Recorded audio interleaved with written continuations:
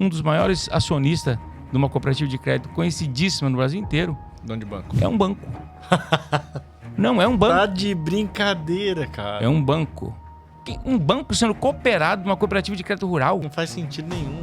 Pra que esse banco tá lá? Tá entendendo? E a direção dessa cooperativa tem que prestar conta para o acionista. E o acionista não quer saber de ato cooperativo, que tem que o juro tem que ser subsidiado. Ele quer lucro. Ô Jabs, ficou muito conhecido e muito popular ali. Eu acompanho o Lázaro do Carmo, inclusive. Nossa, o cara admiro pra caramba o trabalho dele. E aí ele começou a levantar muito a lebre do RJ. Não é Rio de Janeiro não, gente. Da recuperação judicial. E, cara, eu não tinha ideia nem dimensão da quantidade de empresa grande que tá em RJ. É muito comum você ver empresas gigantes no RJ. Tem algum motivo? O cara perde a mão? É estratégia? Por que tem tanta empresa grande no RJ?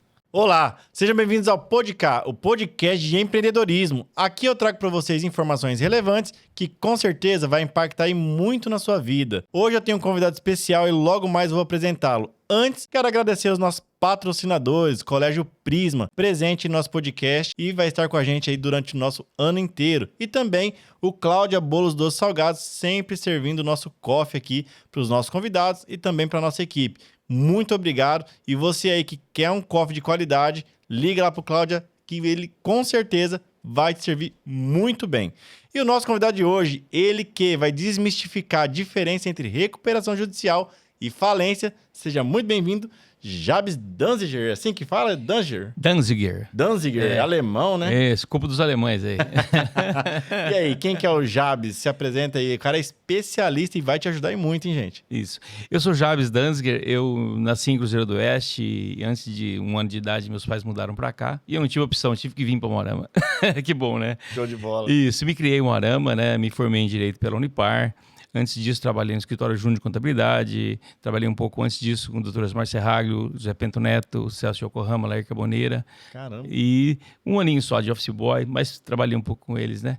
E depois trabalhei no escritório Júnior, entrei de office boy também e saí de lá depois de 5 anos como encarregado do departamento pessoal. Show. Aí tive algumas experiências tendo meu próprio escritório com um colega, com um amigo, e depois formado em Direito, fomos trabalhar na área tributária, especificamente buscando créditos tributários para os empresários, né?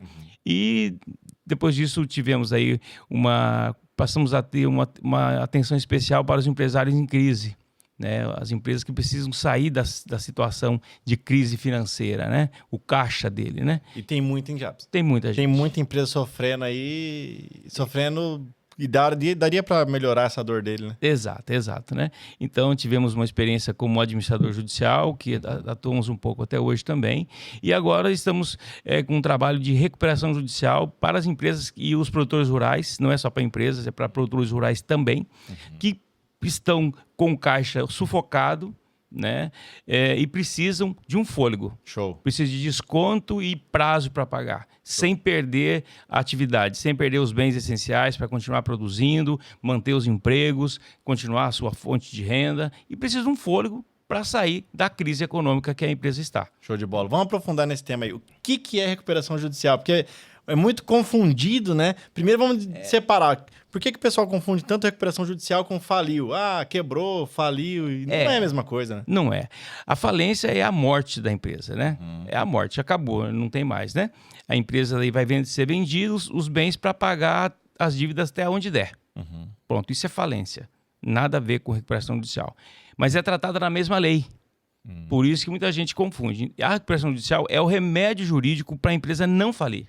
Entendi. Ou para o produtor rural não falir, para os dois se aplicam, né? Então, se a empresa está numa crise financeira e vê que se não tomar uma medida vai falir, então é a hora de buscar o remédio. Assim como quem está doente precisa ir ao médico. Entendi. Se ele for ao médico, a tendência é ele se curar, porque a medicina está muito avançada, né? Entendi. Agora, se ele não fizer nada, o que vai acontecer? Vai para o cemitério. E a empresa é a mesma forma. Se ela se der conta, se ela admitir que tem que tem um problema, tem uma crise financeira, o caixa não vai suportar pagar, né?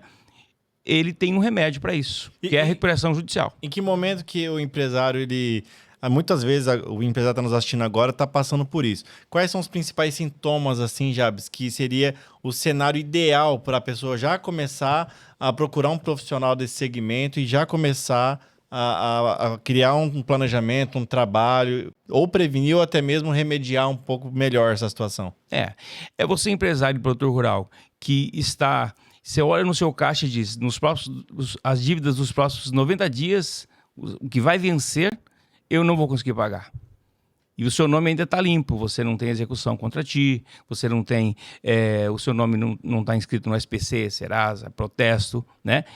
Mas você vê que você já tem até muitas dívidas vencidas, que não foram pagas, e os próximos 90 dias não vai conseguir a bomba tá para estourar. O negócio tá complicado. Vai vir penhora... Você tá vindo ela chegar e... você precisa fazer alguma coisa. Esse é o momento ideal para planejar a recuperação judicial. Assim como a pessoa que está doente, se ela for ao médico o quanto antes, né? As primeiras dores que a pessoa sentir... Mais fácil de sanar o problema. Mais fácil de descobrir o que é, aonde está o problema. Assim também é com a recuperação judicial. Com a empresa, se ela, assim que ela vê que ela tem dívida já, uma dívida pesada, patrimônio geralmente não vai cobrir. Esse é o principal. Geralmente o patrimônio, se ela vê tudo que eu tenho, não paga. Ou se eu pagar, tenho que fechar as portas, porque eu tenho que vender as máquinas, por exemplo. Como que ele vai continuar, né? Então, para salvar, é isso. Então, esse é o momento. E ainda não iniciou as execuções, né? Mas se iniciou as execuções, já está um pouco fora da hora, já fica mais chato, mais difícil, mas é possível ainda. Esse seria o meio do caminho. Isso. Aquele cara que, já tá sofrendo com a dor do negócio, tá sendo executado para tudo quanto é lado e tá no desespero. Tá vindo busca e apreensão. A maior parte da galera é esse? Infelizmente, a maior parte. Que tem aquele último que já tá quase à beira da falência, né? E mesmo assim, muitas empresas entram nessa fase... E ainda dá tempo. Eu disse o cenário ideal, mas mesmo se a coisa já está muito complicada, é melhor do que ir direto para falência. Entendi. Assim, voltando ao exemplo do ser humano, né? Se ele está doente, se ele vai antes no médico, é mais fácil de resolver. Se ele deixa para ir num estágio intermediário da doença... vai ser mais difícil, mas tem chance ainda. E vai custar mais caro. Isso. Exatamente. Não só financeiramente, mas talvez até psicologicamente, tudo que tem que fazer para poder sair, né? E quando não vai, a morte é certa. A tendência né? E Jabs, quando a gente fala sobre recuperação judicial, é um assunto pouco falado, pouco discutido, né? Primeira vez que estou debatendo aqui no podcast, e foi quando eu te conheci que eu comecei a entender um pouquinho melhor. Tem caminhos muito interessantes, né? Você me falou caminhos assim, cara... Tem. Dá para reduzir bem o problema, o valor, aguentar fôlego de caixa. Explica um pouco mais assim, os caminhos que pode ser levados. Se quiser citar alguns exemplos, se puder, lógico. Se não der, tá tudo bem. Os grandes benefícios da recuperação judicial são basicamente 3, né? A suspensão das execuções, né? A partir do momento que a empresa entra em recuperação judicial, as execuções são suspensas. De 6 meses até 1 ano ficam paradas. Não vem penhora de faturamento, não vem penhora de bens. Se tinha algum bem essencial para a empresa, uma máquina, um caminhão que é usado na atividade, que é essencial para a atividade, mesmo que seja uma alienação fiduciária, fica sem poder pegar. O credor não consegue pegar a posse do bem, né? Então, o primeiro benefício é esse, suspensão dos processos de execução contra ele. Caramba, ganhar um fôlego... De 6 meses a 1 ano. É um fôlego bom. Pela lei... Se tiver um faturamento bom, fluxo de caixa bom. Isso, né? Então, de 6 meses a 1 ano, fica parado os processos, né? E para que é isso? Daí vem um segundo benefício. A abertura das negociações com os credores. Porque até então, cada credor estava buscando o seu crédito de uma forma, num processo separado. Vamos supor, um credor está buscando uma dívida tributária. É lá em tal lugar. Bancária, em outro lugar. Um fornecedor, em outro processo. N processos em andamento ao mesmo tempo. Cada dia vem ordem judicial de penhora de um bem de cada processo. Então o empresário fica... Uma empresa super estressado. Então isso é organizado e todos os credores vão ter que se habilitar no processo de recuperação judicial. E ali dentro do processo de recuperação judicial que vai ser estabelecido as negociações. As ordens de prioridade, vai abrir valor. Isso, vai ser apresentado um plano, o devedor apresenta um plano e os credores vão discutir, né, individualmente com o devedor se aceita ou não aceita. E depois vai ser feita uma Assembleia Geral de Credores onde esse plano vai ser votado. E sendo aprovado, aí a empresa começa a pagar as dívidas. E o terceiro benefício é que o grande norte, o grande princípio, e isso é importante o empresário ter bem claro, meu amigo empresário, produtor rural também, que está me vendo, que o princípio que norteia, que orienta o processo de recuperação judicial é o princípio da preservação da empresa. A empresa ficar aberta, não fechar. Então, e para isso, os bens essenciais da empresa, máquinas, equipamentos, caminhões, que você pensar que sem aquele bem o seu negócio não funciona, eles vão ser preservados. Né? Então, porque é comum hoje em dia os bancos exigirem uma garantia muito pesada, que é a alienação fiduciária, quando você vai pegar um empréstimo no banco. Que é isso, o banco passa a ser o dono de direito até a quitação. E se atrasa, consolida a propriedade, pega de volta.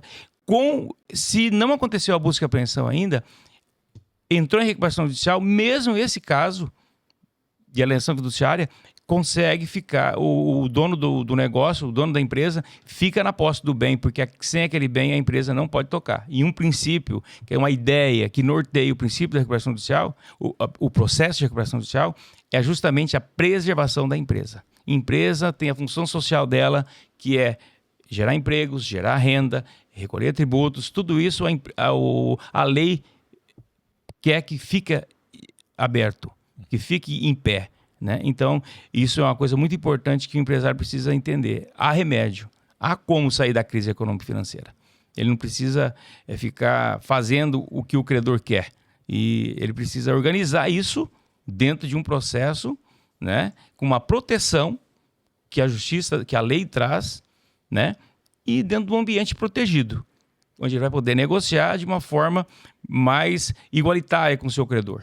Sem aquela pressão que a execução está correndo atrás e ele está conversando né, que sem a recuperação judicial é assim, ele vai conversar com o credor, mas o processo está correndo. Aqui não. Na recuperação judicial o processo está parado, né? E pela lei é de 6 meses a 1 ano parado. Há casos que fica até 2, 3, 5 anos, né? Mas pela lei é de 6 meses a 1 ano. E nesse tempo ele vai poder ter calma para poder fazer os seus fluxos de caixa, ver que desconto ele precisa. Criar nova estratégia. Isso. Né? Vai ter tempo para pensar. Exato. Normalmente é o que quebra o empresário, né? Ele não tem mais tempo para pensar, a empresa está estressada, o cara só está pagando incêndio. A criatividade dele começa a ficar comprometida, né? Porque ele não consegue ter esse tempo para pensar, né? E olhar para dentro de si também e ver o que eu fiz para chegar nesse ponto, né? Será que alguma coisa eu podia ter feito diferente? A empresa chegou nesse ponto, porque se eu como empresário, dono do negócio, né? Eu comecei o meu negócio porque eu acreditava. Eu tinha um passo a passo para dar lucro. E por que esse lucro não foi suficiente? Será que o meu produto já está obsoleto? Eu não preciso passar, usando essa mesma know-how que eu tenho, passar a produzir outros produtos que sejam mais atrativos para o mercado? Será que eu não errei na hora de aplicar o meu dinheiro, de comprar, de fazer as minhas projeções, né? O meu corpo técnico, será que eu não preciso reciclar ele?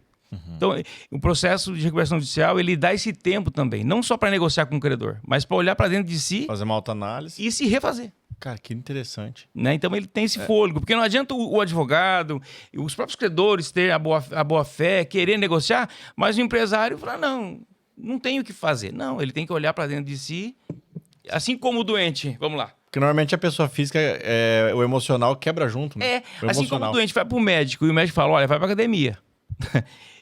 Se ele só ficar tomando remédio e não ir para academia, geralmente ele vai agravar a situação dele. Assim também, o empresário, o produtor rural precisa ver onde ele precisa melhorar e fazer a sua parte, né, para o negócio dele ser melhorado, né, e voltar a crescer de uma forma saudável. Né? Show. Ô Jabs, ficou muito conhecido e muito popular ali, eu acompanho o Lázaro do Carmo, inclusive, nossa, o cara admiro pra caramba o trabalho dele.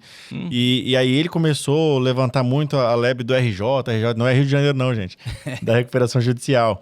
E, cara, eu não tinha ideia nem dimensão da quantidade de empresa grande que tá em RJ. É muito comum você ver empresas gigantes no RJ. Tem algum motivo? O cara perde a mão? É estratégia? Por que tem tanta empresa grande no RJ? Vamos lá. Hoje nós temos algumas empresas gigantes no Brasil em RJ, né? A Bombril é uma delas. Quem nunca ouviu falar de Bombril, né? Ninguém nem fala palha de aço. Pois é. Compra um Bombril lá pra mim. Exato. E é uma empresa. É a Bombril, né? Salvo engano, 70% da dívida dela é tributária. Não já até uma pergunta de fazer. O cara com dívida tributária pode fazer RJ? Pode. Até o ano de 2021, que foi o ano que teve uma reforma na lei de recuperação judicial e falências, a dívida tributária, ela não tinha... havia uma previsão legal de haver um tratamento melhor para quem está em recuperação judicial, que precisa de um desconto maior do que o desconto normal, né?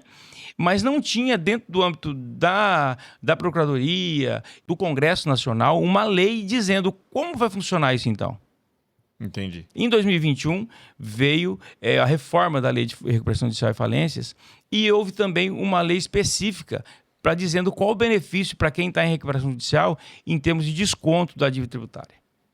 Hoje, no âmbito federal, né, a dívida tributária ela vai para o desconto máximo só da empresa estar em recuperação judicial. Entendi.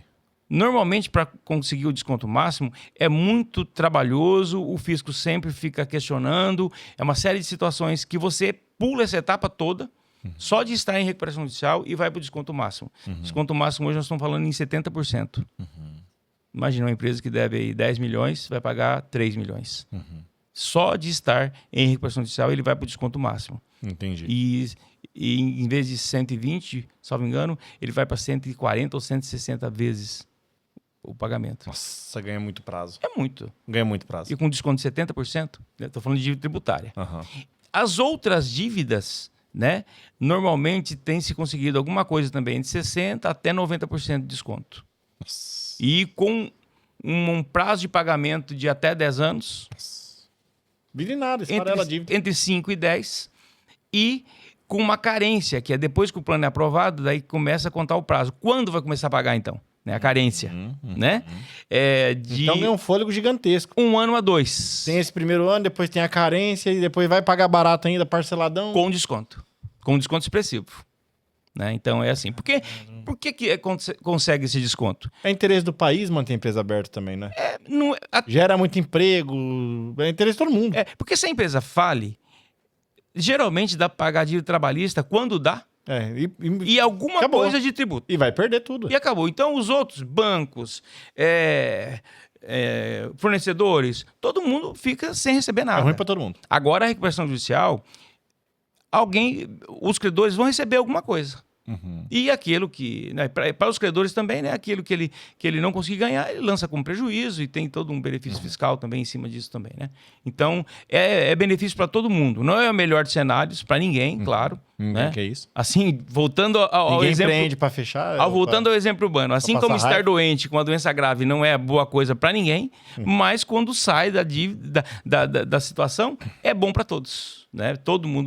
Todos tornam a estarem otimistas, né, e tudo mais, né?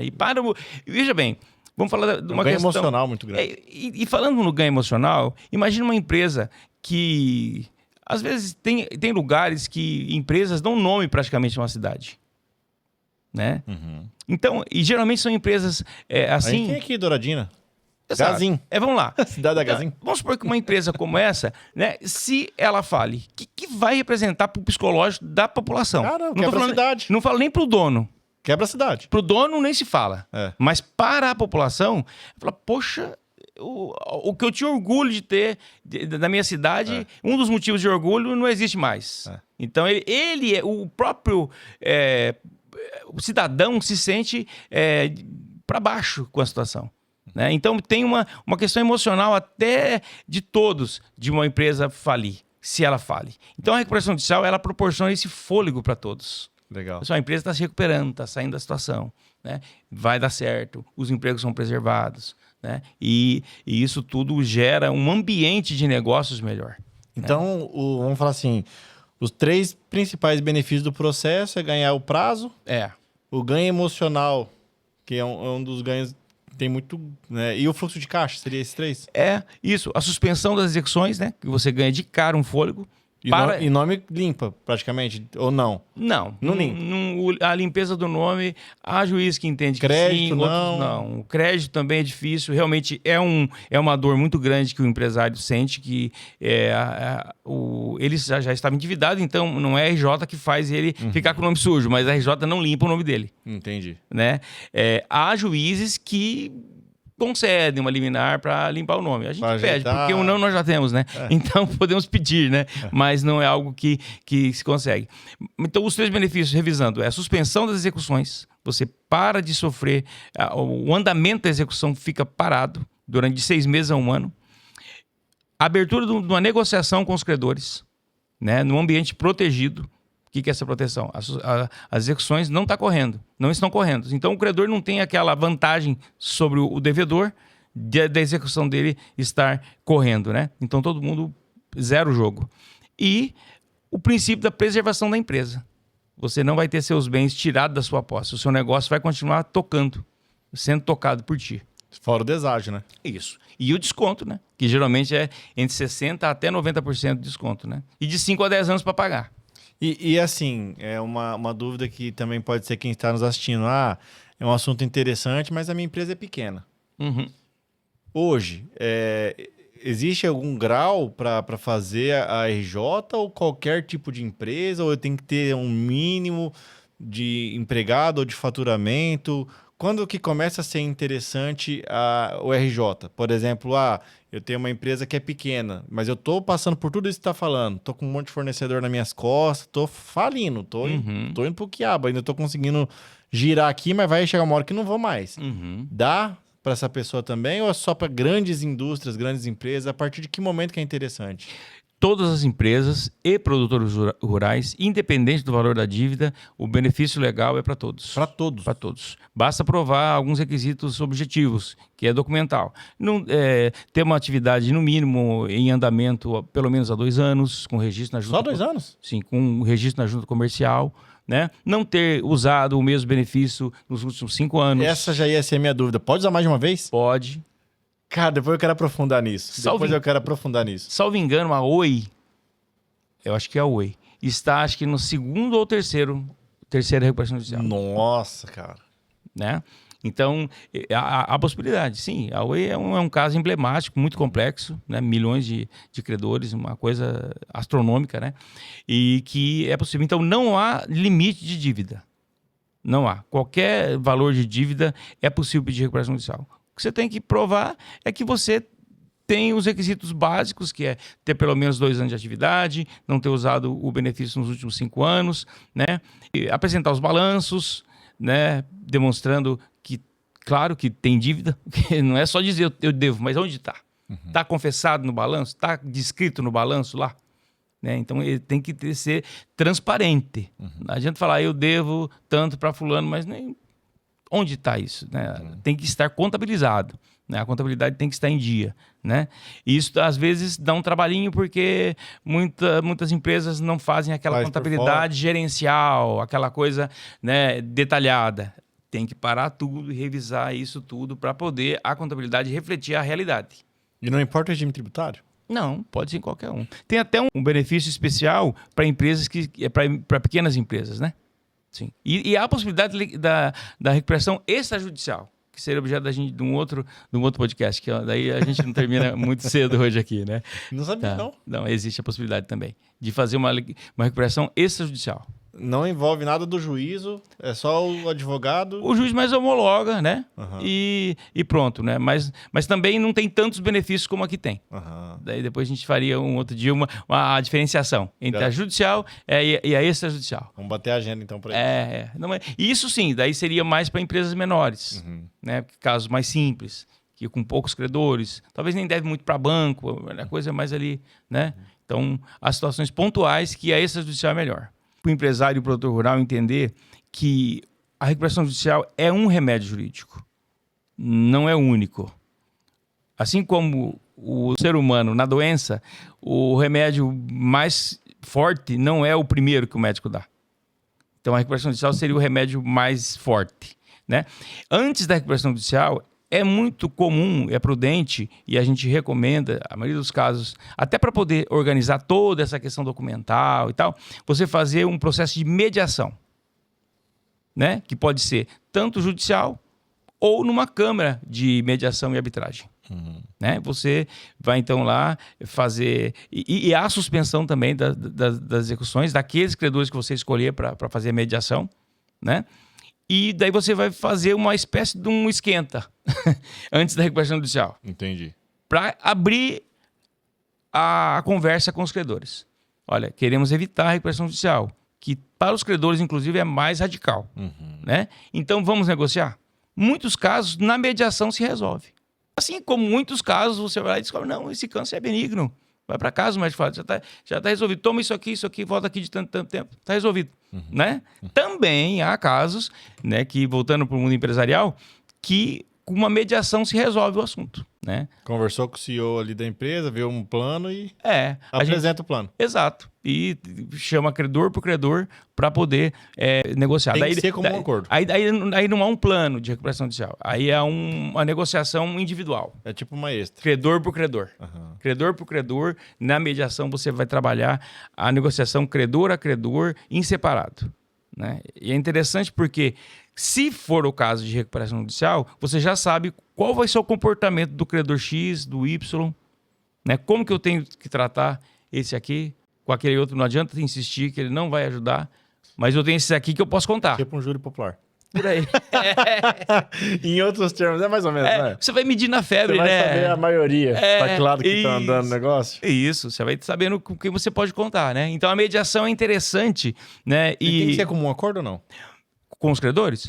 Não, você chama ele. Eles não são obrigados a participar, né? Mas, geralmente, se ele não participa também, o comportamento dele, o juiz também já vai vendo, né? E você pode também ir vendo que talvez aquele caso você vai ter que tratar de uma maneira diferenciada. Né? E quando vai para recuperação judicial de fato, certo? Os credores, eles participam de forma ativa no caso, para Sim. entender o lado deles? Tá. Até que ponto fica bom, até que ponto não fica? É eleito um presidente nesse grupo de credores? Como que é isso na prática, já? Eu tenho muita curiosidade para entender. Legal, muito bom. Isso realmente é importante.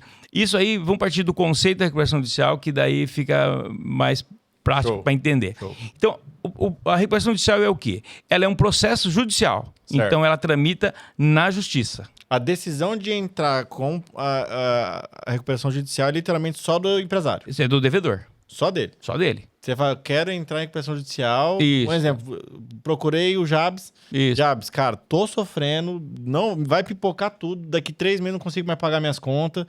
Me ajuda. Isso. Esse é o primeiro passo. Isso. E aí protocolamos um pedido na justiça. Certo. Tem que então, ser aceito. Isso. E daí vai ter os requisitos legais básicos lá, juntar os documentos. Cumprido isso, o juiz defere. Certo. Né? Aí vai ser nomeado um administrador judicial que ele não vai administrar o negócio. Isso é muito importante o empresário e o produtor já entender. Então não vai entrar alguém no meu lugar como CEO. Não. Eu toco minha empresa ainda. Isso. Opa, legal.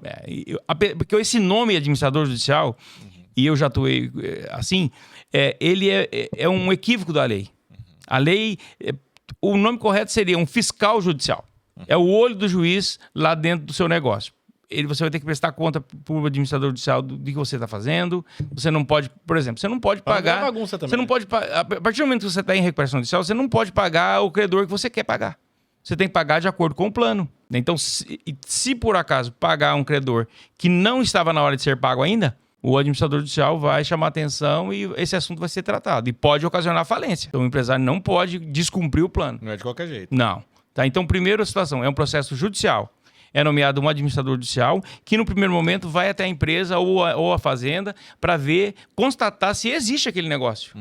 Por exemplo. Porque, por incrível que pareça, muitas empresas pediam a recuperação judicial e já estava fechada. Só para ganhar tempo e dar calote.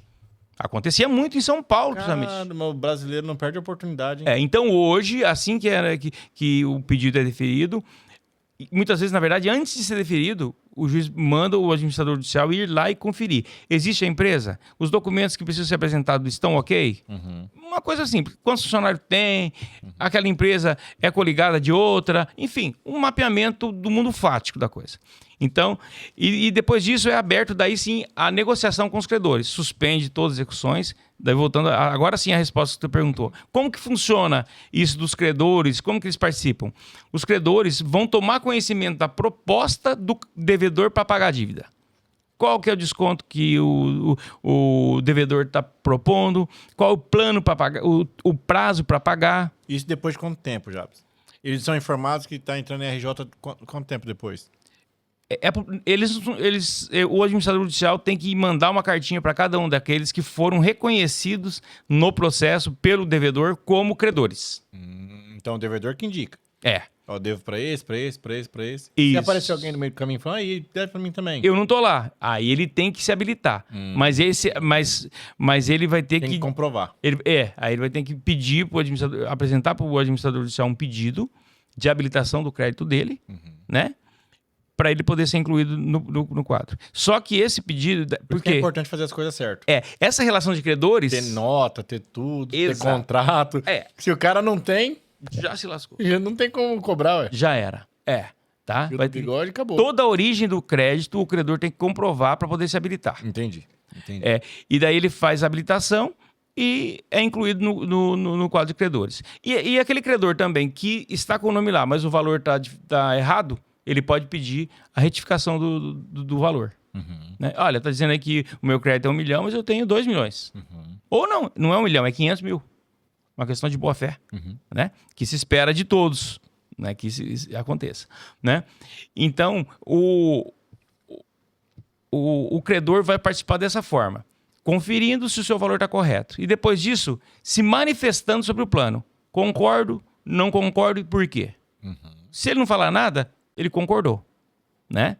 E daí vai ser marcada uma Assembleia Geral de Credores se algum dos credores divergir. Então, normalmente vai divergir, né? Banco geralmente banco discorda. Mas há a possibilidade do plano ser aprovado sem Assembleia, sem votação do plano. É bom para todos, né? Se todo mundo se manifestar concorde e aderindo, concordo com o plano. Né? Se um discordar, aí tem que ter a Assembleia Geral de Credores e nessa Assembleia Geral de Credores vai ser votado. Show. Né? Sendo aprovado, aí ok. Se não aprovar, aí é falência. Show. Mas geralmente é aprovado, porque... Interesse de todo mundo. O devedor, junto com o seu advogado, a equipe de negociação que a gente tem, né? A gente participa de um time a nível nacional desse assunto, né? Todas as terças-feiras a gente participa de um fórum nacional de recuperação judicial, né? Então a gente discute todos os assuntos, né? E a gente tem equipe para tratar de qualquer tamanho de recuperação judicial. Entendi. Né? Então não vai ter a princípio não tem um presidente dos credores. Quem preside a Assembleia Geral de Credores é o administrador judicial, em nome da Justiça, né? Mas pode ser feito um comitê de credores para fiscalizar a atividade do devedor, né? Mas geralmente não faz porque tem custo. Então o credor não quer investir mais dinheiro ainda, além de ter desconto, já vai receber pouco, né? Mas há situações que o valor envolvido ainda assim justifica, né? E então os credores vão participar se manifestando sobre o plano e votando a favor ou contra o plano. Show. E como que faz? E é eles, os credores, que definem o destino. Isso que é interessante. A recuperação judicial é um processo judicial, porque tramita na justiça, com finalidade econômica, que é a finalidade de obter desconto e mais prazo para pagar. Mas alcançado não por uma sentença do juiz, mas pela via negocial. Negociando com os credores que essa finalidade econômica do processo. Então os credores têm grande poder de decisão, né? Sim. Como que vai ser e tal. Sim. O juiz faz um controle de legalidade do plano. Eu ia até te perguntar, Jabs, talvez até a próxima resposta já pode até fechar esse repolho. Quando vai montar esse plano, é só o proprietário da empresa ali com a sua equipe ou os credores podem dar o pitaco no plano? Melhora isso, ajusta isso, para ficar melhor, a ordem de pagamento, como que é? E essa questão do plano, antes de apresentar e pós-apresentado. Tá. Num primeiro momento, os credores não participam da elaboração do plano. Só o proprietário. O devedor apresenta o plano. Né? Aí, se os credores discordarem, eles podem se reunir, os credores, e apresentar um plano alternativo. Tá pedindo 90... Podem montar um plano. Podem montar um plano alternativo. que, por exemplo, não, 90% de desconto é muito. Eu aceito 70%, 50%. 10 anos para pagar é muito, eu aceito 5%. Enfim, e montar um plano alternativo, né? Tem que ter fundamento. Sim, tem que ter fundamento. Certo. Mostrando a empresa, ó, pelo fluxo de caixa que ela está dizendo ali, 10 anos não é necessário. É menos. Ou, enfim, de alguma forma, a participação ativa. Essa via negocial, né, que é o que predomina. Não é um processo judicial atípico. Porque o normal de um processo judicial é o juiz sentenciar de acordo com as provas do processo e deu, acabou. Aqui não. O juiz vai fazer um controle de legalidade do que está acontecendo ali, né? E através do administrador judicial, fiscalizar se o plano está sendo cumprido, né? E mais nada. Entendi. Né? O restante, o poder decisório, a rigor, está na mão dos credores. Entendi. Ô Jabs, e quando a gente fala de entrar no RJ, você tem o dado de mais ou menos quantos por cento das empresas conseguem se recuperar de fato? Sim. O quanto isso é eficiente na prática? Ó, o RJ é bom porque tantas empresas fazem e dão certo e continuam. Por exemplo, a Bombril, imagina o impacto que isso daria no Brasil se fecha um trem desse. Exato. A Oi também, né? Existe o observatório da USP de São Paulo, que ele faz essas estatísticas. Né? Então, por exemplo, na questão de desconto. Normalmente o desconto é entre 70% de desconto. Essa é a média. É a média. Né? Isso é muito vantajoso. E há casos específicos dentro de um plano que uma determinada classe de credores, até antes aqui estava dizendo para ti, não vou falar aqui o nome da empresa por uma questão de ética, mas é daqui da nossa região, né? Que na classe dos credores quirografários, que é aquele credor que não tem garantia nenhuma, teve aplicado a ele um desconto de 90%. Uma dívida de quase 30 milhões, vai pagar algo perto de 3 milhões só. Meu Deus. Imagina o que isso vai gerar de fluxo de caixa. Com prazo ainda para pagar. Com 10 anos de prazo. Parcelas semestrais. Vai pagando no balão. Né? Então, imagina, né? Então, veja bem, eu disse que a média está em 70%, mas dentro de um plano você pode colocar para uma classe de credores um desconto muito maior. Né? E se os credores não se manifestar, né? Não se reunirem para poder apresentar uma alternativa, vai ter que, como diz a Galo, vai ter que me engolir. Não tem o que fazer. E o produtor rural, mesma linha. Mesma coisa, acontece da mesma forma. Mesma forma. O produtor rural brasileiro está passando por uma situação muito difícil, né? É muito arriscado, né? A galera vê assim, o agro é top e tal, mas, cara, se não chover... O risco do produtor rural é 880. Ou vai dar muito bom ou vai dar muito ruim. Exato. É um jogo muito perigoso, né? E o produtor rural, eles são pessoas muito de boa fé, pessoas muito simples, né? E na sua grande maioria... E que confiam demais nos bancos. Para o produtor rural, a maioria deles, assim, eles têm o banco como o pai deles, quase. É quem resolve para ele a vida dele. Ele precisa de dinheiro, ele vai lá e pega e investe de novo na lavoura e fica assim. Ele vai vendo isso como uma única saída. Ele não vê outra alternativa a não ser pegar mais dinheiro no banco. Porque todo ano ele vai lá e pega e pronto, é prático. Acostumou. Agora, quando ele chega numa situação que ele não tem mais o que fazer, porque o banco já tá levando a propriedade dele embora. E aí? Onde vai plantar? Tá levando a colheitadeira? Né? Então, o produtor rural hoje está numa situação bem difícil, né? Então, e é melhor a prorrogação compulsória ou... Pois é. Existem duas possibilidades no caso do produtor rural, né? Se a origem do crédito que ele pegou com o banco é crédito rural, uma linha pública com o valor do juro pequenininho, né? Existe... E ele vê que não vai conseguir pagar a próxima parcela, o produtor rural tem a possibilidade de fazer o pedido de prorrogação da dívida. O que é isso? Ele vai juntar documentos dizendo, olha, não consigo pagar porque aconteceu isso. Ó, praga, ou chuva, ou falta de chuva, excesso ou falta de chuva, enfim, dizer por quê. O dólar que caiu, ou aumentou, enfim, o que aconteceu. E eu consigo pagar em tanto tempo. E o banco é obrigado a prorrogar. Né? Mas o certo é ele pedir antes de vencer a dívida. E daí ele vai dizer, olha, eu posso pagar em tanto tempo e o banco tem que dar a prorrogação. Então, se a origem do crédito é o crédito rural, num primeiro momento, a via mais correta, mais rentável, melhor para o produtor rural é o pedido de prorrogação da dívida, se o crédito é um crédito rural. Porque, vamos lá, vamos dizer a prática aqui. O que acontece? Normalmente, o produtor rural deixa de pagar, simplesmente, não faz esse pedido de 15 dias antes. Depois que ele não pagou, ele vai lá no banco e fala, e agora, como resolvemos? Aí o gerente fala, não, isso aqui, imagina. Eu te abro outra linha de crédito aqui. Só que ele dá outra linha, uma linha normal daí, de um crédito normal, de um juro de mercado. Não aquele juro do crédito rural. Aí, vamos supor, um juro básico vai 2, 3 vezes mais. Né? Aí não consegue pagar de novo. Já tem acontecido, tá? Isso que eu tô falando. Aí o que o gerente faz, normalmente? Não, tá aqui um cartão de crédito para você, para sua mulher, para o outro. Vocês pagam o financiamento. Daqui 1 ano, 2, tá toda a família endividada. Enterra todo mundo. Poxa vida. E aí o que vai fazer? A propriedade rural começa a vir ser leiloada. É uma prática comum, já vi isso acontecer. Tem acontecido muito, tá? Então, assim, por isso que... Mas mesmo em situações tão graves assim, a gente tem visto casos que, através de um processo para revisar todas essas transações, você provar para o juiz que a origem disso tudo era lá atrás. Um crédito rural que não foi pago por causa de uma estiagem, por causa de uma seca. Ainda é possível. Tá? E ainda assim é possível... Tem que ser justificável. Isso, né? Então, num primeiro momento, sendo o crédito rural a origem do crédito, é o pedido de prorrogação. Agora, não tenho só isso. Além disso, tenho também o produtor rural, né?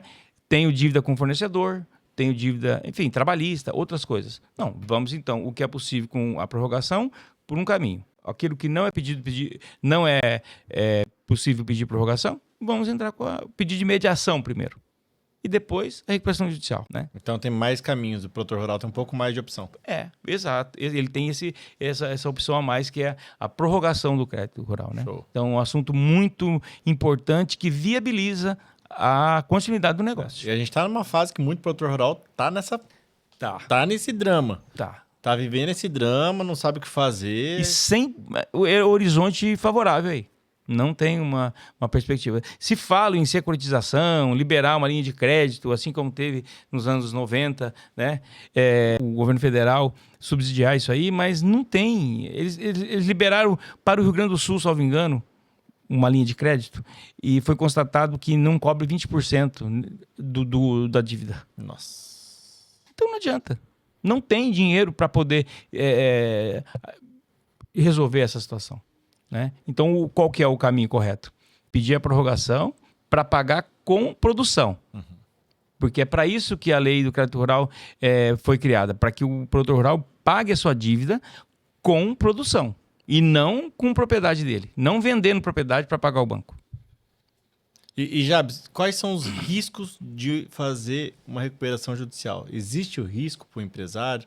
Quais são os riscos de fazer uma RJ? Olha, o risco, na verdade, ele é só se ele não cumprir o plano.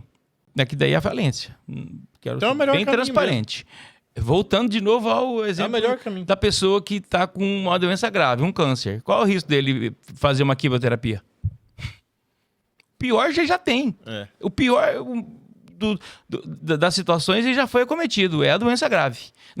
Então, a recuperação judicial, por isso que a recuperação judicial é um remédio extremo. Né? Mas é o caminho para poder sair, né? A alternativa. Então, respondendo você, risco, até a gente sempre fala, né? Olha, se você tem outra alternativa, eu não te recomendo a recuperação judicial. Não, então vai, negocia, consegue o desconto que tu precisa para o seu negócio não fechar, faz por conta, claro. Imagina, por que eu vou me expor, colocar o meu nome lá em RJ, se eu posso fazer de outra forma? Então, vai em frente. Agora, se não consegue, não tem como conseguir desconto que você precisa, o prazo que você precisa, o único caminho é esse, não tem outro. Né? E o que seria essa mediação não ser justo, que o pessoal fala? O que é isso, já? Para a galera entender melhor. Isso, o ser justo empresarial é um setor específico que o Tribunal de Justiça do Paraná há um comando nacional para que todos os tribunais no país tenham. Nossa. Assim como você tem o juizado especial para pequenas causas. Paraná é pioneiro nisso? Paraná começou na vara de Francisco Beltrão, salvo engano. Caramba! Aqui o doutor, esqueci o nome agora do magistrado ali, mas ele é um estudioso da lei de recuperação judicial e falências e ele começou ali. Que legal! Então eu creio que isso que funciona ainda. Salvo engano, a nível do Paraná inteiro vai lá. Né? Tem que sei lá. O que é isso, Sejusc? Sejusc é Centro de Justiça, né? Para empresas. Então, quando você tem uma situação para resolver e você entende que a negociação é o melhor caminho, você não quer ir direto para a justiça, né? Tem como seria passar por lá. seria uma antessala do processo judicial. Para eu evitar ter uma ação, eu peço a abertura de um processo de mediação do Sejusc empresarial, que é um setor da justiça especialista em mediar conflitos, né? Muitas vezes dá para resolver ali. E isso, resolve ali. Né? O credor que realmente entender a situação, ali mesmo ele resolve. Né? Então, identifiquei meu problema, procurei lá, às vezes pode ser que você me indica aí por ali primeiro. Isso, exato. Pode ter casos que resolvam. Isso, exato. A gente geralmente prefere... Tem muitos caminhos, então. Exato. E pode ser feito também numa cama de mediação e arbitragem, né? Que também é específica para ajudar as partes a encontrar uma solução para o assunto. Né? O que é o AGC, que o pessoal também comenta um pouco? AGC? É. AGC seria a Assembleia Geral de Credores, né? Que Então esse termo é usado para isso. O AGC é a Assembleia Geral de Credores que funciona para apreciar o plano. Que o que devedor você comentou. Tá, é que o pessoal vai usando as siglas, a gente que não é do meio, a gente vai olhando e fala, caramba, o que é tal do AGC? Isso, Assembleia Geral de Assim como a RJ, né? Recuperação Judicial, AGC. Né? AJ, Administrador Judicial. Né, que é o fiscal do juiz lá dentro. São nomes próprios, né, técnicos dentro da área específica. Né? E quais são as principais dúvidas assim, que o pessoal tem na questão de fazer RJ, ou se serve para ele, se não serve? O que chega assim, Jabs? Quais são as principais dúvidas que o pessoal tem? Ele quer saber o prazo que ele vai ter para pagar, ele quer saber se não é falência, se entrou em RJ ele vai falir ou não, né? Ele quer saber se o tributo dele pode ser pago ou não pode, dentro da RJ, né? Que benefício ele tem? A minha dívida maior é tributário, os outros eu resolvo. Né? Então, a resposta é possível. O tributo é possível ser... Negocia com o governo. Ele não vai ser negociado, aí que tá. O tributo ele é uma questão objetiva. Entrou em RJ, 70% de desconto, paga em tantos meses. De cara. Estou simplificando bastante, mas vai ser isso, tá? Não é que não vai sentar... Não é o credor que entra no meio e fala, quer, não quer... Não, você não vai sentar com o procurador e dizer, não, seu caso aqui eu dou 90. Não é negociação. Aí é um desconto objetivo. Já é determinado. Prazo para pagar. Que para conseguir esse desconto máximo, teria que provar documentalmente, por A mais B, que a sua capacidade de pagamento é mínima, né?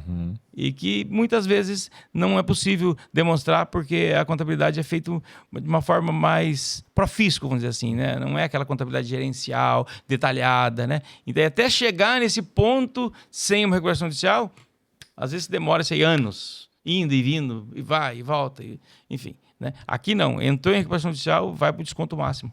Caramba. Então só isso, né? Isso já vale a pena. A maioria... Normalmente é imposto.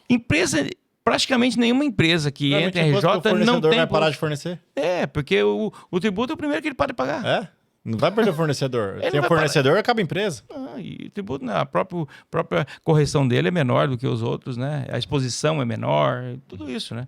Então, geralmente a empresa que vai para a RJ está devendo tributo. Né? E essa dor que ele tinha de entrar em RJ, mas mesmo assim não conseguir um desconto expressivo da sua dívida tributária, foi resolvida a partir de recentemente, né, com uma alteração que a lei teve, dando o desconto máximo para quem está em recuperação judicial na dívida tributária.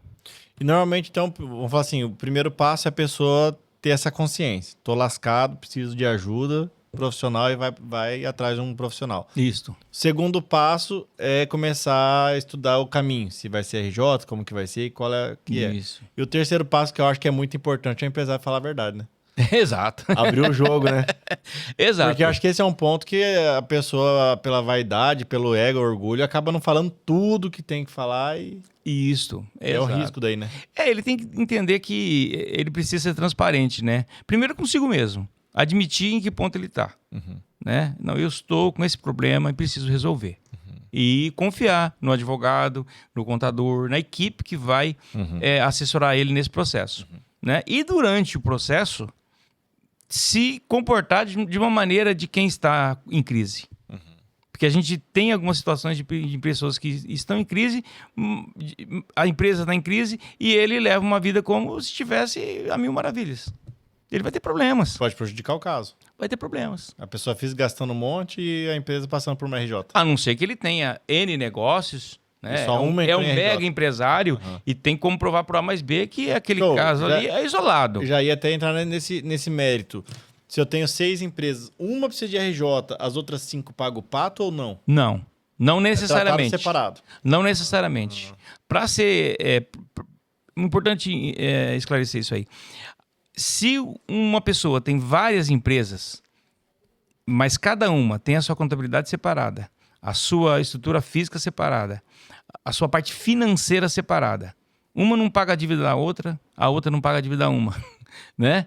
Não há garantias cruzadas. Uma não usa uma empresa para garantir um empréstimo da outra, né? Séria situação. Tudo isolado. Se você demonstra por A mais B que não é isolada, não vai... o fato de estar em recuperação judicial não vai atrair a recuperação judicial da outra. Entendi. Agora, se todos esses requisitos que eu falei aqui não estiverem cumpridos, né, haver garantia cruzada, enfim, a coisa está meio misturadona lá, vamos falar o português claro, né? Aí todos vão ter Vai que pro ver. mesmo bolo. E Jabs, a profissional liberal, ele tem isso daí também ou não? Aí já não dá certo. Não, o profissional liberal, a lei não trouxe Não esse... Não. Só PJ. É a sociedade simples que fala que são os profissionais liberais, né? O não produtor impacta. rural até pouco tempo não podia, até 2021. Nossa, achei muito legal colocar o produtor rural nisso, né? É. Porque, na verdade, ele é um lobo solitário. Claro, sim. Ele é um empresário a céu aberto, né? É. Ele não acha, ele nem sabe que ele é empresário, mas ele é. É. E muitas vezes, né, ele não se comporta como tal, ele vai, né, levando a vida, né? Então, a partir de 2021, houve uma alteração na lei de recuperação judicial e falências que prevê expressamente que o produtor rural pode entrar em recuperação judicial. Basta ele se inscrever na junta, ter um CNPJ e provar pela declaração de imposto de renda dele. O documento lá é O livro Pro? caixa. Isso, o CadPro. Tem o livro caixa dele como produtor rural, né? Aí, com esse documento, ele e inscrito na junta, ele pode usar o benefício da recuperação judicial. E as cooperativas de crédito, ela se submete também à recuperação judicial? Essa é uma dor grande. Nós entendemos que sim. Por enquanto, as decisões judiciais estão caminhando para o sentido que não. Então, é um caso bem específico. Porque o que acontece? E a cooperativa de crédito vem abraçando o produtor rural com força, né? E abraçando no mau sentido.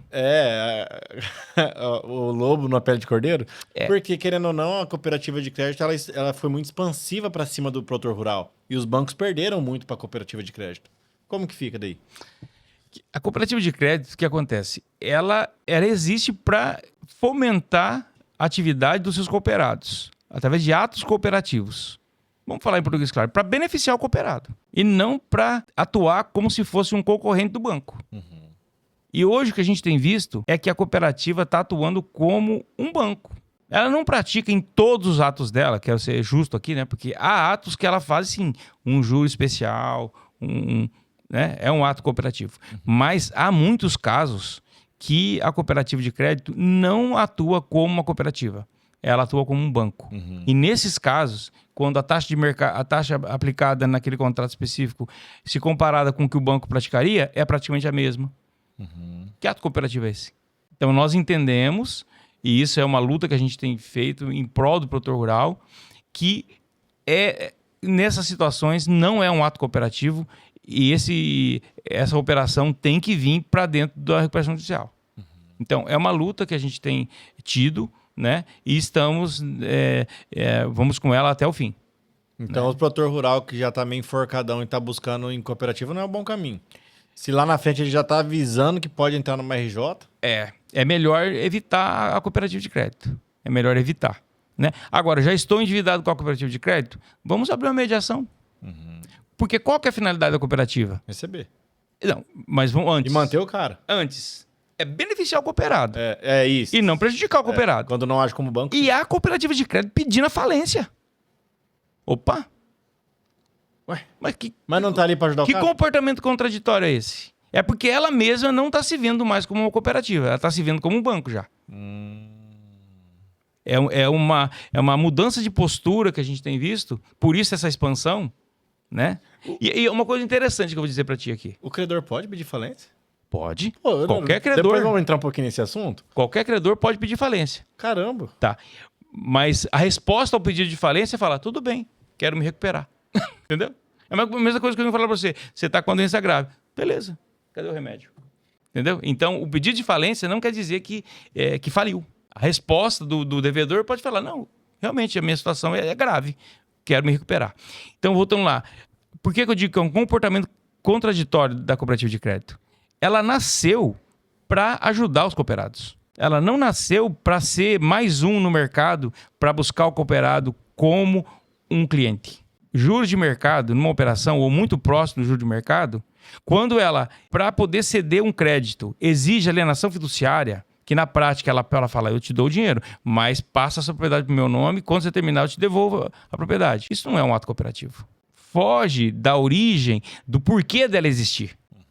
Ela tem que fomentar, né, e estimular e ajudar o cooperado. A base e os princípios... E não induzir ele a entrar numa situação sem saída. Então a gente está questionando isso muito fortemente e trabalhando para as decisões judiciais que muitas vezes têm sido desfavoráveis serem desfeitas. Né? E olha que interessante, um colega meu do Rio Grande do Sul e outros colegas, né, pesquisando todas essas questões, foram analisar quem que são os donos de uma cooperativa de crédito do Rio Grande do Sul. Não vou falar o nome aqui por questão de ética para não polemizar. Né? Pasmem. Um dos maiores acionistas de uma cooperativa de crédito conhecidíssima no Brasil inteiro. Dono de banco. É um banco. Não, é um banco. Tá de brincadeira, cara. É um banco. Um banco sendo cooperado numa cooperativa de crédito rural. Não faz sentido nenhum. Pra que esse banco tá lá? Tá entendendo? E a direção dessa cooperativa tem que prestar conta para o acionista. E o acionista não quer saber de ato cooperativo, que tem que o juro tem que ser subsidiado. Ele quer lucro. Então, isso tem feito as cooperativas. Isso a gente aí não justifica, não quer dizer que está tudo certo. Mas dá para a gente entender por que as cooperativas de crédito estão tão agressivas na cobrança da taxa de juros. Principalmente com os produtores rurais. Entendi. E a gente precisa alertar os produtores rurais disso. Então, uma pesquisa bem interessante seria fazer uma busca. Quem são os maiores acionistas das cooperativas de crédito? Aí vamos ter muitas surpresas. Caramba. Tá? Como essa, a gente descobriu que no Rio Grande, salvo engano, no Rio Grande do Sul, um banco é um grande acionista de uma cooperativa de crédito. Aí você entende, né? Jabs, vamos falar um pouquinho só do tópico da falência, porque é um assunto curioso também. Sim. O credor pode pedir minha falência? Pode. Então, caramba, eu não sabia disso aí. Tipo, não é eu que tenho que declarar minha falência, existe mais de um caminho? Existe. Hoje, o STJ, que é o Superior Tribunal de Justiça, né, tem entendido, decisão desse ano, que a Fazenda Nacional, por dívida tributária, pode pedir falência. O governo pode pedir falência? Pode. Não precisa nem ser um outro credor terceiro. Não. Basta ele provar que tentou cobrar, não achou bens, enfim, tem todo um caminho, né? Não é assim, não. Pediu falência, está devendo, não pagou, paga, não. Tem todo um... Né? Assim como o credor também, não é qualquer valor... Existe lá um valor mínimo, existe, né? Se pedir a falência e esse pedido de falência for abusivo, o devedor, além de não ser falido, vai ter a favor dele uma indenização ainda por dano moral. Né? Então, não é bem assim, né? Porque antes, muita gente pedia falência e ficava por isso mesmo. Mas o Brasil tem passado por um momento de especialização nessa área. Né? E foi quando, desde 2015 para cá, que eu atuo com foco nessa área de recuperação judicial e falência. Né? Em 2005 veio a lei nova, que era um decreto de 1945, se não me engano. Imagina, 1945 até 2005, a mesma lei, falando sobre falência. Não era recuperação judicial, era concordata. Mudou o nome. Muito desatualizado. Muito desatualizada. Né? Então, e isso tem trazido uma conscientização maior do empresariado brasileiro. que há saída. Antigamente né? o pessoal usava muita concordata para várias finalidades que nem compensa falar aqui, Não. mas não era o real motivo, né? Exato. Ela banalizou, né? Banalizou. Hoje com a lei nova, né, apesar de ter 20 anos já, né? Aí é mais difícil de banalizar. Mas ela tem um poder maior, os credores têm um poder maior, né? Os credores que definem, né?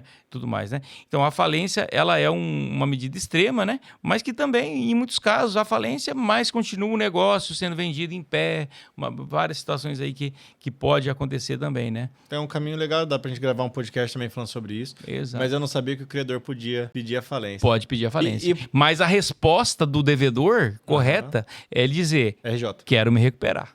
Aí ele mata o pedido de falência. Ele só adiantou o caminho. Vai cair pra RJ igual. Né? Então, aí entra por tudo que a gente já falou, né? O pedido é ser deferido, apresenta um plano, vai ser apreciado pelos credores e paga. A maior parte dos casos é possível fazer RJ? Sim. Deve ser minoria que vai pra falência, né? Que olha e fala, não tem jeito. A minoria, né? Que fale mesmo, né? Se fizer a lição de casa, né? O empresário brasileiro sabe trabalhar. Ele é um cara guerreiro, consciente, um cara herói, que quer aprender, a gente tem notado assim uma abertura para eles entenderem essas coisas, né? Então, o que não pode é o empresário estar numa situação difícil e o produtor rural, e em vez de pedir uma medida boa com a recuperação judicial, ele vender propriedade para pagar a juros de mercado, o valor atualizado sem desconto nenhum, perder patrimônio para pagar a dívida. Não, vamos fazer a recuperação judicial para poder pagar no tempo e prazo e desconto que o seu negócio não se inviabilize e tratar isso como uma empresa. E sem perder patrimônio. Tratar isso como empresa. Tem muito... gente, tem muito interessante falar isso aí. Tem muita gente que confunde a pessoa física com a jurídica. Uhum. Às vezes o cara tá com a pessoa física bombando. Sim. E a jurídica tá indo pra quiçaça. E quem é de fora olha isso e fala, não, mas ele tem dinheiro pra queimar e jogar lá. Mas às vezes... A RJ é o melhor caminho. Exato. Até porque... Não mexe lá e ajeita aqui. Exato. Até porque ele pode fazer um aporte de capital nessa empresa, se a pessoa física está boa, e ele reerguer a empresa dentro desse tempo, dentro do ambiente protegido. O problema é que o cara usa esse patrimônio para nutrir. Isso, e não nutrir no problema. Não colocar dinheiro para enxugar gelo, vamos dizer assim, né? Vai resolver o quê? Se ele vender um patrimônio e coloca com capital de giro, né? Mas sem desconto nenhum, sem prazo, né? Sem fazer um negócio, pagar aquele dinheiro que ele está investindo, ele só está queimando dinheiro. Então, nosso trabalho é fazer com que o negócio dele se reerga com recursos próprios, gerando riqueza e não desfazendo de patrimônio. Ô Jazz, vou dar um cenário hipotético aqui. Uhum.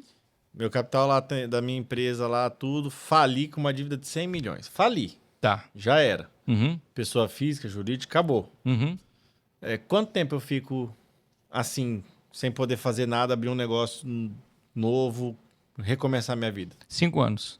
Depois de 5 anos, zera o game? Zera. Sério isso? Sim, é vida nova. Caramba. Claro, se não houve descumprimento do plano, porque se você faliu, mas cometeu um ilícito... Não entrei em RJ, simplesmente fui direto para falência. Foi direto para falência. Mas dentro da falência pode ter acontecido um desvio lá, por exemplo. Mas para falir é simples assim ou não? Até uma pergunta assim... Você tem que demonstrar que você... Não aguentou. O seu patrimônio não é suficiente para pagar tudo. Da pessoa física ou da jurídica? Da jurídica, né? A física lá na falência. A física só vai responder se você... Dentro do processo de falência, ingerência, demonstrou que você cometeu um crime falimentar. Aí você vai ter que dançar o baile junto. Né? Vai ter que pagar também a dívida. Né? Mas se não, foi uma questão pontual, né? Foi a empresa mesmo. Não, aí é outra situação. Cara. Não, há saídas. Teve um caso aqui em Umuarama que me procuraram, né? E eu vi que o caminho era autofalência, né? Só que dura que as pessoas não quer aceitar. Não querem investir nisso. Prefere trabalhar daí com o nome de outros e tudo mais, né? Não, há caminho. Não, você tem certeza que você não fez nada de errado? Deu um problema mesmo, né? Houve ali um... Normalmente joga num laranja e deixa ele pipocar lá, né? É o caminho que o pessoal acha, né? O jeitinho brasileiro. Não, mas existe o caminho certo. Existe o caminho certo. Existe o caminho certo. Né? Que é pedir autofalência, nesse caso, né? E depois que terminar o processo, você tem 5 anos que você pode voltar a trabalhar. É claro, nesse tempo trabalha com o filho. E quando a pessoa pede autofalência, os credores podem pedir RJ ou não? Não dá. Não. Daí não. O credor se lascou. Não. Aí é pagamento na ordem que a lei manda lá e deu. Acabou. Que geralmente só paga o trabalhista e o tributário até onde der e o restante. Falar nisso, o crédito trabalhista e recuperação judicial, como que é? Ele tem que ser pago em 1 ano, depois do plano aprovado. Então tem que ser pago. Excepcionalmente em prazo maior. É esse controle de legalidade que o juiz vai fazer. Não, quero pagar o trabalhista com 90% de deságio em 10 anos. Negativo. Isso não pode no plano. É um exemplo simples assim, né? Então, o controle que o juiz faz no plano é esse tipo de situação. Né? Quero trabalhista, é verba alimentar, né? Para o dia a dia, para comida e vestuário do trabalhador. Então, ela tem. E não é só o trabalhador que entra como crédito trabalhista, né? Nessa classe trabalhista entra o honorário de um profissional liberal, né? Representante comercial. Vários tipos de credores podem ser enquadrados como se trabalhista fossem. Entendi. Na prática, então, a recuperação judicial ajuda o empresário, de certa forma, a ter um planejamento da própria empresa. Exato. Porque a hora que ele sair dela, ele aprendeu a ganhar dinheiro de novo. Seria uma reestruturação das dívidas. Reestruturação econômica e financeira. Ajuda pra caramba o empresário. Todo sentido. E sim, seria ele fazer uma revisão de tudo e ver, para mim sair disso aqui, o que eu preciso? Preciso disso. E daí conversar com os credores para resolver. Uma pergunta polêmica. Eu posso vender minha empresa na recuperação judicial? Não. Então eu assumi o BO é meu. Nenhum bem pode ser vendido nada sem autorização judicial. E eu posso ter aporte de empresa terceira? Pode. Isso eu posso? Pode. Então, poxa, estou no meio de uma RJ, mas eu tenho alguém querendo investir em mim. Pode. Um financiamento. Pode. Normal. Pode. Injeção de caixa. Pode. Daí, quem emprestar o dinheiro vai ter um tratamento diferenciado. Ele vai receber primeiro do que os outros credores até. Porque ele está entrando numa situação extrema dentro ali. Né? Mas não pode ser vendida a empresa. Não. O que pode, assim, aí só aprofundando um pouco, né? Vamos falar de uma empresa grande. Tem várias unidades. E várias atividades também. Vou colocar. Então, ele pode constituir uma unidade produtiva isolada, né? E vender aquela unidade. E com aquele dinheiro, ele entra para fazer o capital de giro que ele precisa. Isso também é bom para todo mundo. Sim. Não é um caso que deu certo, mas houve, só a título de exemplo, a Varig. A Varig lá atrás, ela pediu recuperação judicial. Tá.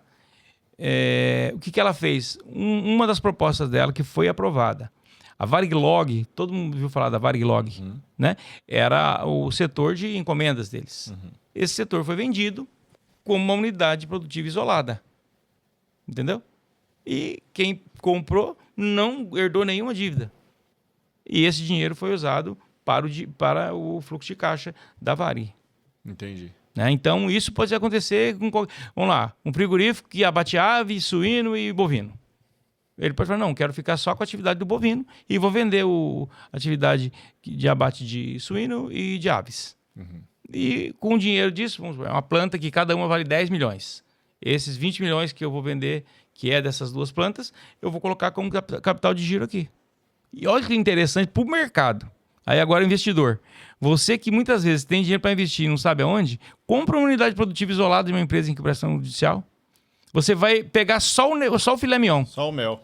Só o bom. Sem dívida e algo que está produzindo. Sem dívida trabalhista, é zerar o game. E para a empresa que cresceu nesse porte, ela é boa. Sim. Geralmente tem um know-how tremendo, um corpo técnico super treinado, funcionário extremamente... Acontece, porque nós estamos falando aqui de empresas grandes, né? Sim. Não estamos falando de empresas pequenas, familiares, estamos falando de empresas enormes, né? Então é possível fazer essa venda do patrimônio, mas isso vai ter que ser aprovado dentro do plano. Lá, os credores vão ter que votar, né? E daí sim. E pode acontecer também do proprietário da empresa contratar um CEO. Ou uma empresa de stressing para inserir no plano inicial como proposta.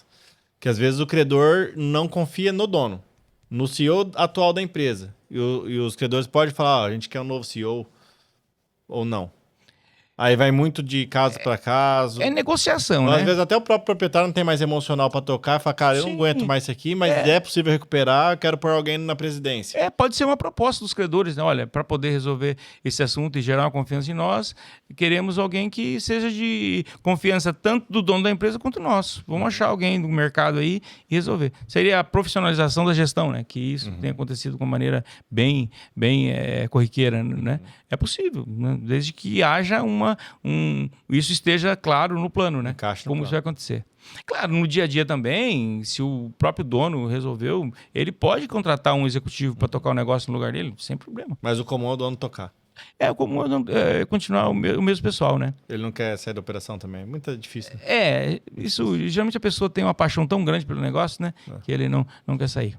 Show. Tem mais algum assunto, Jabs, que você acha interessante? Teriam vários, mas até para não ser muito cansativo com a nossa audiência, né? Eu acho que seria o suficiente aí para. Faltou alguma coisa da recuperação judicial que você acha que é importante para esse episódio específico? Eu acho que é importante a gente frisar que a preservação da empresa é algo muito importante, né? Que o empresário e o produtor rural não vai ficar sem os bens essenciais que ele é necessário para a atividade continuar, né? Ele vai ter um tempo de 6 meses a 1 ano, pelo menos, para ele negociar essas dívidas, sem vir execução para cima dele, sem nenhum processo judicial correr, né? E esse tempo aí pode gerar um caixa expressivo na conta dele, na empresa dele. Então, eu costumo perguntar o seguinte: se você ficar de 6 meses a 1 ano sem pagar nenhuma dívida... Nossa Senhora. Não estou falando de dívida que vai vencer, da dívida já vencida. Porque o dia a dia é importante ele manter em dia daí, né? Tá? Quanto de caixa você poderia gerar? Ixi. Né? É um fôlego.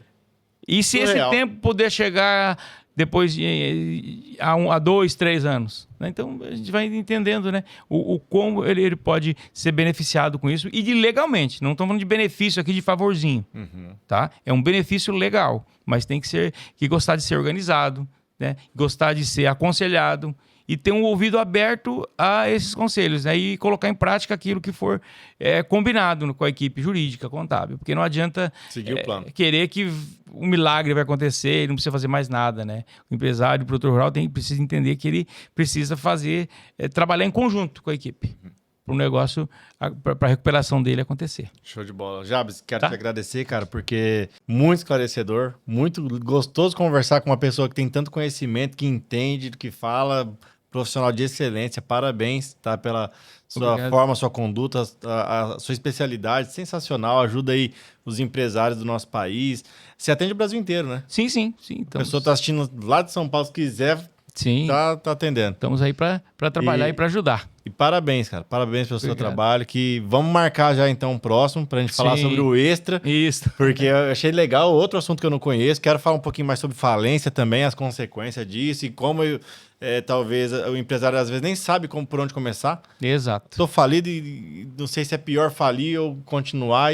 Enfim, dá pra gente fazer um outro podcast só disso. Isso. E a nossa realidade aqui, né, tem muitas empresas médias e pequenas, né? E a gente pode fazer um trabalho específico, né, para o pequeno e o médio empresário, né, de Moarama, região, enfim, o Brasil inteiro, né? Show. E esse talvez é o público que mais tem, assim... Tá desamparado. É isso, até o acesso a informações técnicas, né? Ele demora para ter, porque não tem tempo para isso, né? Show. Muitas vezes, né? Ele tá ali dando sangue no negócio, né? Nossa, é uma honra pro Podcast receber esse tipo de informação, porque a maior parte dos empresários que nos acompanham são pessoas que estão evoluindo seus negócios. Tem muitos empresários grandes que nos acompanham, inclusive agradeço a audiência, mas tem muitos empresários que estão começando ou que é médio, está crescendo. Então é legal você trazer essa visão, porque Sim. É um conteúdo interessante. Legal. E eu gostaria de deixar aqui claro para o produtor rural e para o empresário que nós também atuamos na área de empresarial. Né, que é o quê? É assessoria mensal. Aquilo para ter o advogado como o seu conselheiro, o cara que, além do seu contador, das pessoas que você mais confia, que também vão te ajudar com opiniões para você não correr risco né? Ou pelo menos se correr, saber qual é o risco que está correndo no dia a dia, né? Então a gente está aí também... clareza jurídica, né? Isso, à disposição para poder assessorar em causas envolvendo contratos, direito societário, situações com fornecedores, né? E todas essas questões trabalhistas, né? Então a gente está à disposição também para acompanhar o empresário no dia a dia. Então se você tiver um problema ou uma dúvida, né? Na área societária, com fornecedores, empregados, estamos à disposição também para assessorar. Show de bola. E, inclusive, essa é uma dica interessante para o pequeno empresário ou você que quer abrir sua empresa. Gente, coloca jurídico no seu organograma. Precisa ter setor jurídico, não importa. Mas eu vou abrir ainda, sou pequeno. Coloca jurídico. Médio, coloca jurídico melhor. Grande, tem que ser um jurídico perfeito. Sem jurídico, você vai ter problemas grandes que pode te derrubar, te quebrar, te trazer para um lado que você não quer. Com um jurídico bom, é outra coisa, outra conversa. A gente sempre teve aqui na empresa esse cuidado, esse carinho, né? Parte de contratos, cobrança, tudo aqui a gente também tem essa assessoria. E eu indico, o que o Jabs falou é real. Você vai evitar dor de cabeça, evitar problema, vai saber ter clareza dos caminhos que você pode tomar. E tem muitos caminhos que são legais, que muitas pessoas lá fora não sabem. Exato. E às vezes fica dando jeitinho em tudo e uma hora pipoca. Empresa que dá jeitinho não cresce. Ela vive no pequenininho porque fica cuidando do jeitinho. O empresariado brasileiro tá evoluindo para essa conscientização e trabalhar com o aspecto preventivo, né? Eu não esperar a coisa acontecer para mim procurar um advogado, né? Eu trabalhar para que não aconteça o problema. Né? Esse é o foco do meu trabalho na área empresarial, né? É trabalhar para que não aconteça um problema com o fornecedor, com o sócio, com o empregado. Né? Então, a gente poder estar no dia a dia para evitar o processo. Se precisar ir me defender do processo, trabalhamos, lutamos, fazemos, olha, não corremos de processo de maneira nenhuma, né? Mas se puder evitar, melhor. Né? Porque a paz, não tem coisa melhor do que a paz, né? Não tem preço. Agradeço a audiência, agradeço nossos parceiros, Colégio Prisma, Cláudia Boas dos Salgados, inclusive fica à vontade, já comer um salgadinho aí. E a você que nos assistiu até aqui, até sexta-feira que vem, nos vemos por aí, valeu! Valeu!